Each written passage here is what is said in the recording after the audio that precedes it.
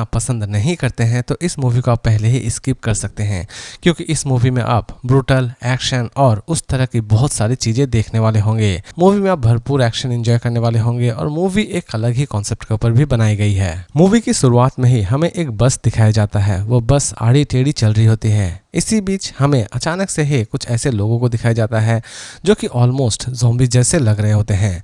हमें दिखाया जाता है कि गीकी जो कि गाड़ी में बेहोश पड़ी हुई है, तभी अचानक से ही एक बंदा उल्टियां करना शुरू कर देता है, जिसकी वजह से सभी का ध्यान भटक जाता है और गीकी वहां से हट जाती है। सभी उसे खोज रहे होते हैं, लेकिन अचानक से ही गीकी उनके सामने आती है और वो सभी को काटना शुरू कर देती है। वो दृश्य सच में देखने लायक है, क्योंकि हर तरफ आपको सिर्फ और सिर्फ खून ही खून नजर आ रही होती है। इसी बीच गाड़ी का ड्राइवर वहां पर पहुंच जाता है और वो पूछता है कि तुम्हारा नाम क्या है और तुम किस स्कूल में पढ़ती हो। गीकी कहती है कि मैं हाई स्कूल में पढ़ती हूँ, क्लास ए में। और यहीं पर गीकी को बस से उतार दिया जाता है और गीकी वहां पर चुपचाप खड़ी रहती है। गीकी वहां से अपने हिक्सों को लेकर चली जाती है। नेक्स्ट सीन में हमें दिखाया जाता है गीकी अपने कपड़े बदल रही है, क्योंकि वो स्पा में नहाना चाहती है। उसे स्पा के अंदर दिखाया जाता है, वो स्पा में आराम से बैठी हुई है, उसका हिस्सा उसके बगल में रखा हुआ है।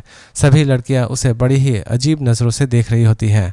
तभी हमें गीकी के पास्ट को दिखाया जाता है, उसके हाई स्कूल के दिनों को दिखाया जाता है।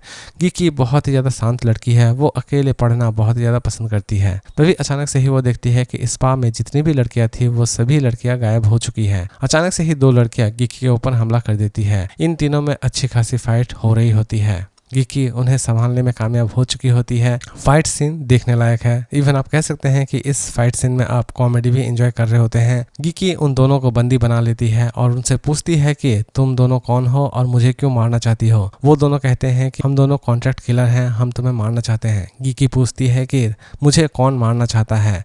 वो दोनों बोलती है कि तुम्हें नीरू नाम की एक लड़की मारना चाहती है। गीकी सुनकर हैरान होती है। तभी वहां पर एक केकड़े जैसा सर पहुंच जाता है और वो केकड़े जैसा सर उन दोनों को वहीं पर ख़त्म कर देता है। गीकी परेशान होती है और सोचती है कि असल में ये नीरो कौन है। तभी हमें नीरो को दिखाया जाता है, वो सारी चीज़ कंप्यूटर पर देख रही होती है। ये देखकर उसे बहुत ही ज़्यादा गुस्सा आता है और वो दूसरे रूम में जाती है जहाँ पर उसने बहुत सारे लोगों को कैद करके रख दिया था। नीरो वही है जो कि लोगों को ज़ॉम्बीज़ बनाती है और गीकी को मारने के लिए भेजती है, लेकिन गीकी हर बार जीत जाती है और हर बार नीरो हार जाती है। तभी हमें दिखाया जाता है कि गीकी इस बार पहुंच चुकी है एक गराज। अचानक से ही गराज का दरवाजा बंद हो जाता है और एक गाड़ी उसे टक्कर मारने की कोशिश करती है। तभी गीकी चिल्लाती है, मैं हूँ। गीकी अब उस जगह पर पहुंच चुकी है जहां पर उसके दोस्त काम कर रहे होते हैं। वो कहती है कि मेरे हिक्सों को जल्दी से ठीक करो, क्योंकि ये हिक्सो पानी में गिर गया था, इसी वजह से ये ठीक तरह से काम नहीं कर रहा है। एक दोस्त उसके हिक्सों को ठीक करना शुरू कर देती है।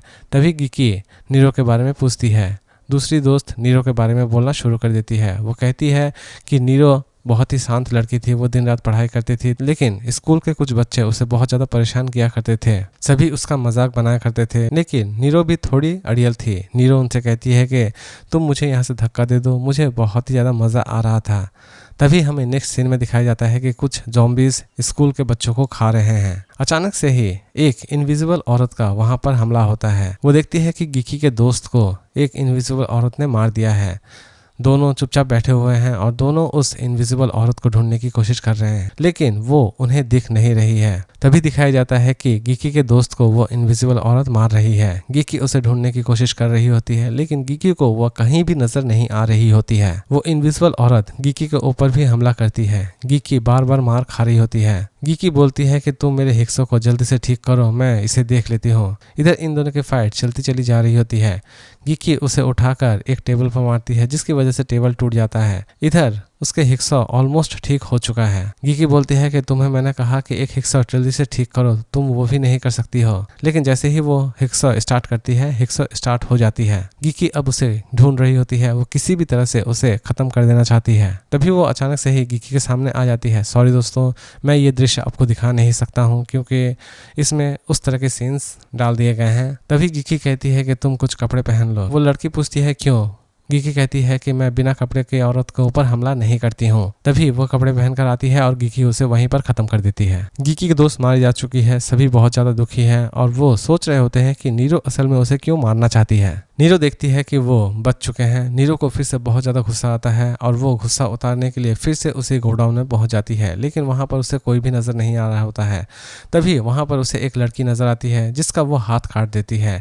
इस बार वो इस लड़की को भेजना चाहती है। नीरो कहती है कि तुम अगर उसे मारने में सफल नहीं हुई तो मैं तुम्हें खत्म कर दूंगी। इधर हमें फिर से गीकी को दिखाया जाता है। गीकी जो कि अब स्कूल में पहुंच चुकी होती है, वो स्कूल में छानबीन कर रही होती है और सोच रही होती है कि नीरो से असल में उसकी दुश्मनी क्या है। स्कूल के पास्ट को दिखाया जाता है। नीरो थोड़ी अजीबोगरीब है, वो थोड़ा ब्लैक मैजिक वगैरह वगैरह भी करती है। एक दिन गीकी ने उसे देखा था। गीकी यही बात अपने दोस्त को वो बोल रही होती है। तभी अचानक से ही उसे कुछ अजीब आवाज सुनाई देती है। वो अपने हिस्सों को उठाकर दौड़ते हुए लॉन में चली आती है, जहां पर वो देखती है कि कुछ ज़ॉम्बी जैसे लोग स्टूडेंट्स को मार रहे हैं। वो वहां पर भड़क जाती है और उनके ऊपर जबरदस्त हमला कर देती है। वो सभी का सफाया कर देती है। एक्शन देखने लायक है, बहुत ही ज्यादा खून खराबा है इस एक्शन में। सभी एक साथ हमला करने की कोशिश करते हैं, लेकिन गीकी सभी को वहां पर ढेर कर देती है। सभी लोग खत्म हो चुके हैं। गीकी अब 100 लेकर वहां से जा रही है। उसके साथ वो लड़की भी आना चाहती है। वो बोलती है कि मैं तुम्हें नीरो तक पहुंचा सकती हूँ। गीकी बोलती है चलो ठीक है, तब तुम मेरे साथ आ सकती हो। वो लड़की सारी चीज़ें बताती है। वो बोलती है कि गीकी कितनी ज़्यादा खतरनाक है और वो स्टूडेंट्स के ऊपर कितना ज़्यादा अत्याचार कर रही है और वो उनके ऊपर कौन कौन से एक्सपेरिमेंट कर रही है। वो लड़की एक सुरंग के रास्ते उन्हें लेकर चली जा रही होती है। बहुत ही ज़्यादा अंधेरा है, सभी धीरे धीरे जा रहे होते हैं। इधर नीरो सारी चीज़ें देख रही होती है। वो लड़की उन्हें नीरो तक लेकर पहुंच जाती है। गीकी नीरो से पूछती है कि तुम्हारे साथ असल में मेरी क्या दुश्मनी है। नीरो अपनी दुश्मनी के बारे में बताती है। वो कहती है कि मैं स्कूल में ज़्यादा पॉपुलर नहीं थी, लेकिन तुम बहुत ही ज़्यादा पॉपुलर थी।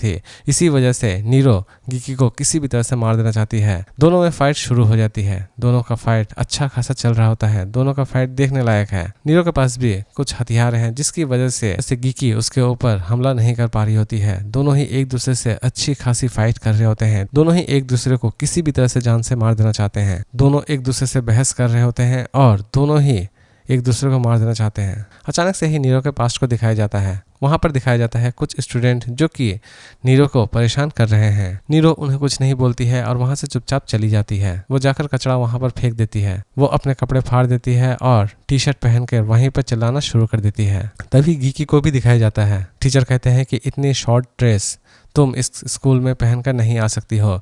गीकी बहुत ही ज्यादा गुस्से में आ जाती है और वो स्कूल ड्रेस उतारकर वहीं पर फेंक देती है। वो टी शर्ट पहनी हुई रहती है, जिसे देखकर नीरो बहुत ही ज्यादा खुश होती है, क्योंकि नीरो ने भी वैसे ही टी शर्ट पहनी रहती है। वो कहती है कि मैं तुमसे प्यार करती थी, लेकिन तुमने मुझे पूरी तरह से अवॉइड किया। ये सुनकर गीकी भी पूरी तरह से बौखला जाती है। वो बोलती है कि ये कैसा पागलपन है। नीरो वहां से भागना शुरू कर देती है, लेकिन गीकी उसके ऊपर हमला करती है, जिसकी वजह से नीरो फील्ड में जाकर गिर जाती है। वो दोनों फिर से आमने सामने पहुंच चुके हैं। दोनों ही आमने सामने की लड़ाई लड़ने के लिए तैयार है। तभी अचानक से ही नीरो गीकी पर हमला करती है, जिसकी वजह से गीकी घायल हो जाती है। गीकी भी अब पूरी तरह से हरकत में आ चुकी है।